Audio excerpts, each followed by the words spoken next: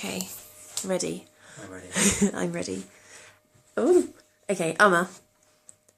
Tell me and the rest of the nation about type 1 diabetes. Type 1 please. diabetes. Okay, this is at the request of Laura, who is the camera person, that's her thumb, who happens to have type 1 diabetes. Before I teach you about type 1 diabetes, you need to know about glucose. Glucose. I'm going to cross the G. It's not glucose. Yeah, just said I'm going to cross the G. Glucose and insulin. Insulin. Okay, glucose is an energy source used by your body. It's made when you eat carbohydrates, like something such like bread, and your body breaks that down into glucose, which is a simple carbohydrate. It's then transferred to the rest of the body to be used by the body as an energy source. It's also stored by the liver as glycogen and then released like that as well. Insulin is a hormone, and it's a chemical messenger that the body uses to tell the cells to let the glucose into them.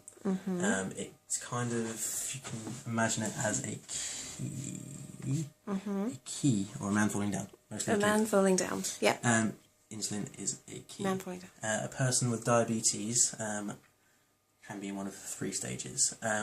They either don't produce any insulin at all, they produce some insulin, or they do produce insulin but the body has become over time insulin resistant. In the case of someone with type 1 diabetes, they have no insulin producing cells in their body, so they don't produce any insulin at all. That is sad, yes. Why is that, Amar? Nobody knows necessarily. The body has destroyed the insulin producing cells, but nobody knows why that happens. It can be triggered by a virus or an infection, but nobody knows what happens to some people and not to others. In the case, because they don't have any insulin, there's the lock on the cells. Yep. This is a lock with a circular hole. Brilliant. It's like a basket. It's a lock, shush. Yeah. But because they don't have any insulin, they have no key to open the lock, and so the glucose cannot get into the cell. What this causes is a build-up of glucose in the bloodstream. So this causes complications. There's 4 T's of diabetes, which are the symptoms you should know about. Excessive thirst. Yeah. Thinness, so loss of weight. Tiredness. And there's one more. Toilet. And going to the toilet a lot, thank you. Because of the thirst. Because of the thirst. Yeah. No. The thirst is called we go to the toilet a lot. Not the other way around. Toilet, let's go.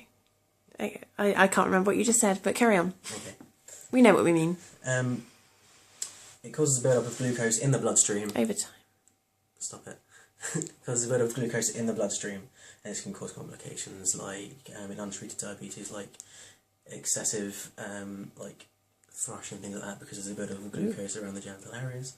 It can cause slow healing of wounds because there's lots of glucose in your wounds, and so it heals more slowly. And it can also cause cloudiness of vision as well. Blind. And blindness, yes, thank you. Kidney problems? And kidney problems. Heart problems? And it can cause lots of problems. Neuropathy? It can cause lots of problems, but I can't go into all of them because these are short. Yeah. So that's type 1 diabetes. If you'd like to find out more about type 1 diabetes, you can go to JDRF, which is the Juvenile Diabetes Research Foundation. And they have a good website and all the Twitter and all that kind of stuff. Yeah. You can go to Diabetes UK, which is where I went and I looked it up and stuff. They do type 1 and type 2 diabetes. And you can also go to Twitter and find Ninjabetic1, who's the person behind the camera.